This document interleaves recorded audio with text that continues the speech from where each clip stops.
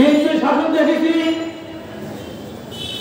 শেখ মুজিবের শাসন দেখেছি, এরশাদ সাহেবের শাসন দেখেছি, শেখ হাসিনার এক্সপার্ট বাংলাদেশ দেখেছি, শেখ হাসিনার দিন বদলের বাংলাদেশ দেখেছি।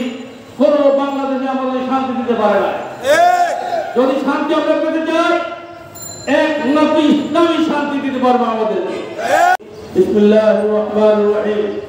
ওয়াইতু লাহুম মাস্তাতা'তুম মিন কুওয়া ওয়া মিন রিবাতিল খাইল তুরহিবুনা বি আদুওয়াল্লাহি আদুওয়াকুম। সাল্লাল্লাহু আলাইহি আযীম।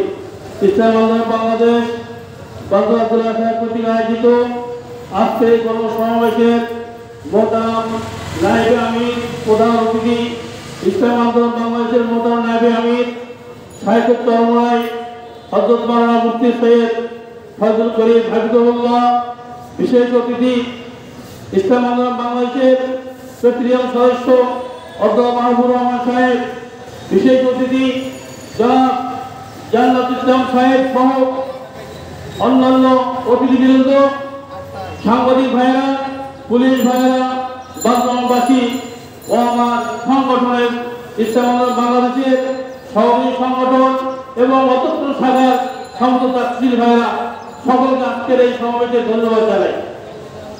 আপনারা জানেন আমরা বিগত 16 বছর এক জালেম শাহীর জুলুমের শিকার হয়েছি। যে জালেম বাংলাদেশের প্রত্যেক সেক্টরকে ধ্বংস করেছে, অর্থনীতি ধ্বংস করেছে, শিক্ষা ব্যবস্থা ধ্বংস করেছে, পররাষ্ট্রনীতি ধ্বংস করেছে, স্বরাষ্ট্রনীতি ধ্বংস করেছে, সব ক্ষেত্রে শুধু ধ্বংস ধ্বংস। এই সরকারের নাম ছিল গজনী সরকার। আমরা যে গজব থেকে পরিত্রাণ পেয়েছি, এখন আমাদের আগামী দিনে ঐক্যবদ্ধভাবে যাতে কোনদিন কোন জালেম শাহী বাংলার মস্তরে বসতে না পারে, সেই জন্য সবাই ঐক্যবদ্ধ হতে হবে। আমরা যে 75 পরে 15 বছর পেয়েছিলাম 90 সাল পর্যন্ত, একটি বিশেষ সময় ছিল 90তে আমরা পারি নাই।